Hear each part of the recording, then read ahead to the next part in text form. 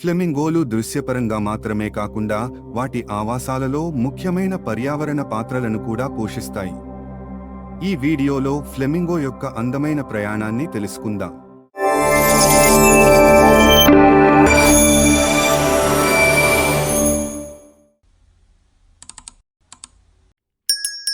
రంగురంగుల ప్లూమేజ్. ఫ్లెమింగోలు వాటి శక్తివంతమైన గులాబీ ఈకలకు ప్రసిద్ధి చెందాయి. ఇవి చూడడానికి ఎంతో ఆకర్షణీయంగా కనిపిస్తాయి. అవి తినే ఆల్గే మరియు క్రస్టేసియన్లలోని కెరోటినాయిడ్ పిగ్మెంట్ల నుండి వస్తాయి. అవి ఎంత ఎక్కువ కెరోటినాయిడ్స్ తీసుకుంటే వాటి ఈకలు ఇంకా ప్రకాశవంతంగా మారుతాయి. ఒక కాలు మీద నిలబడటం. ఫ్లెమింగోలు ప్రత్యేకమైన ప్రవర్తన కలిగినవి. అందులో భాగంగా అవి తరచుగా ఒకే కాలు మీద నిలబడతాయి. ఈ ప్రవర్తన శరీర వేడిని సంరక్షించడంలో సహాయపడుతుంది. ఒక కాలును వారి శరీరానికి దగ్గరగా ఉంచడం ద్వారా అవి తమ అవయవాల ద్వారా, ముఖ్యంగా చల్లటి నీటిలో కోల్పోయే వేడిని తగ్గిస్తాయి. సామాజిక పక్షులు. ఫ్లెమింగోలు అత్యంత సాంఘిక జంతువులు మరియు తరచుగా ఈ మందలు మాంసాహారుల నుండి రక్షణ, సహచరులను కనుగొనడం మరియు ఆహార సామర్థ్యాన్ని పెంచడం వంటి వివిధ ప్రయోజనాలను అందిస్తాయి. ఫిల్టర్ ఫీడర్లు. ఫ్లెమింగోలు నీటి నుండి ఉప్పునీరు రొయ్యలు మరియు మొలస్క్లు వంటి చిన్న జీవులను ఫిల్టర్ చేయడానికి వాటికి ఉన్న ప్రత్యేకమైన ముక్కులను, అంటే ఫిల్టర్ ఫీడర్ను ఉపయోగించి త్రాగుతుంది. వాటి ముక్కు ప్రత్యేకంగా లామెల్లే అని పిలువబడే దువ్వెన లాంటి నిర్మాణాలతో నిర్మించబడింది. ఇది నీటిని గుండా వెళ్లేటప్పుడు ఆహార కణాలను బంధిస్తుంది, తద్వారా వాటికి స్వచ్ఛమైన నీరు అందుతుంది. గూడు కట్టే ప్రవర్తన. ఫ్లెమింగోలు గూడు కట్టడానికి మట్టి, రాళ్లు మరియు కొమ్మల నుండి పెద్ద మట్టిదెబ్బల ఆకారంలో గూళ్లను నిర్మిస్తాయి.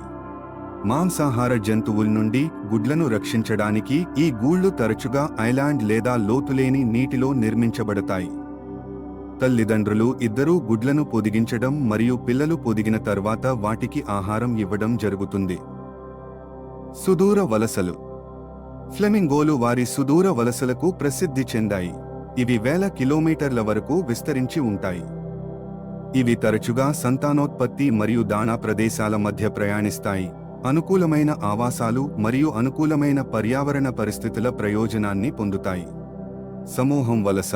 ఫ్లెమింగోలు సాధారణంగా పెద్ద మందలలో వలసపోతాయి, కొన్నిసార్లు వేల సంఖ్యలో వెళ్తూ ఉంటాయి. గుంపులో ప్రయాణించడం వల్ల ఇతర మాంసాహార జంతువుల నుండి రక్షణను అందిస్తుంది. ఆహారం మరియు నీటి వనరులను కనుగొనడంలో ఒకరికొకరు సహాయపడుతుంది మరియు వారి మనుగడకు ముఖ్యమైన సామాజిక పరస్పర చర్యలను అనుమతిస్తుంది. చాలా మందికి తెలియని విషయం ఏమిటంటే, ఫ్లెమింగోలు మిగతా పక్షులకు భిన్నంగా తరచు రాత్రి సమయంలో వలసపోతాయి.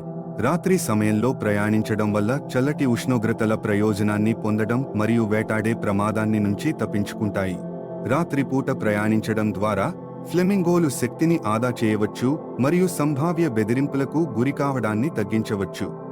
ఫ్లెమింగోలు ప్రయాణించేటప్పుడు అవి గమ్యాన్ని చేరడానికి ఎలా నావిగేట్ చేసుకుంటాయో, అసలు అవి ప్రయాణించిన దారిని ఎలా గుర్తుపెట్టుకుంటాయో రండి తెలుసుకుందాం. ఫ్లెమింగోలు సముద్ర తీరాలు, పర్వత శ్రేణులు మరియు నదులతో సహా వివిధ ప్రదేశాలను ఉపయోగించి వలస సమయంలో నావిగేట్ చేస్తాయి. అవి తమ ప్రయాణాలలో తమను తాము ఓరియంట్ చేయడానికి సూర్యుడు మరియు నక్షత్రాల స్థానం వంటి ఖగోళ సూచనలను కూడా ఉపయోగించుకుంటాయి. ఫ్లెమింగోలు తమ వలసల సమయంలో గణనీయమైన దూరాలను కవర్ చేయగలవు. అవి 24 గంటల్లో ప్రయాణించే ఖచ్చితమైన దూరం వాతావరణ పరిస్థితులు మరియు అందుబాటులో ఉన్న వనరులు వంటి కారకాలపై ఆధారపడి మారవచ్చు. అయితే అవి ఒకే రోజులో వందల కిలోమీటర్లు ప్రయాణించే సామర్థ్యం కలిగినవి.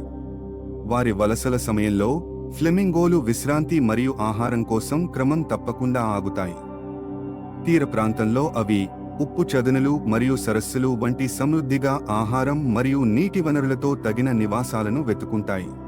ఈ విధంగా విశ్రాంతి తీసుకోవడం వల్ల ఫ్లెమింగోలు తమ ప్రయాణాన్ని ఎటువంటి ఆటంకాలు లేకుండా వాటి శక్తిని తిరిగి పొందడానికి కీలకమైన అవకాశాలను సద్వినియోగం చేసుకుని తిరిగి వాటి ప్రయాణాన్ని మొదలు పెడతాయి. ఫ్లెమింగోలు ప్రయాణం చేస్తూ సాధారణంగా అక్టోబర్ నుండి మార్చి వరకు చలికాలంలో భారతదేశానికి వలస వస్తాయి. ఫ్లెమింగోలు శీతాకాలపు వలసల సమయంలో భారతదేశంలోని అనేక ప్రాంతాలలో కనిపిస్తాయి.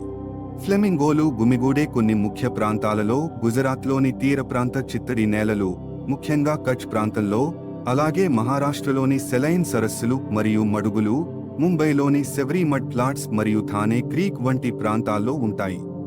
ఫ్లెమింగోలు సాధారణంగా శీతాకాలంలో భారతదేశంలో చాలా నెలలు గడుపుతాయి. అక్టోబర్ లేదా నవంబర్లో వస్తాయి మరియు మార్చి లేదా ఏప్రిల్ వరకు ఉంటాయి.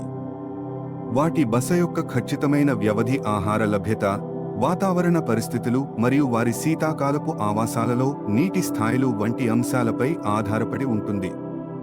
మొత్తం మీద ఫ్లెమింగోల ఓర్పుతో కూడిన వలస ప్రయాణాలు మరియు నావిగేషన్ యొక్క ఆకట్టుకునే విన్యాసాలు పక్షులు తమ ప్రయాణాలను విజయవంతంగా పూర్తి చేయడానికి శారీరక అనుసరణలు, ప్రవర్తనా వ్యూహాలు మరియు సామాజిక సహకారాన్ని ఏ విధంగా ఉపయోగిస్తాయో తెలుసుకున్నారు అనుకుంటున్నాను. మా వీడియో నచ్చితే లైక్ చేయండి, షేర్ చేయండి, అదేవిధంగా సబ్స్క్రైబ్ చేసుకోండి. ఈ వీడియోతో పాటు ఫ్లెమింగోల యొక్క ప్రయాణం మీకు నచ్చితే కామెంట్లో తెలియచేయండి. అలాగే నెక్స్ట్ ఏ అనిమల్ గురించి తెలుసుకోవాలని ఉందో చెప్పండి.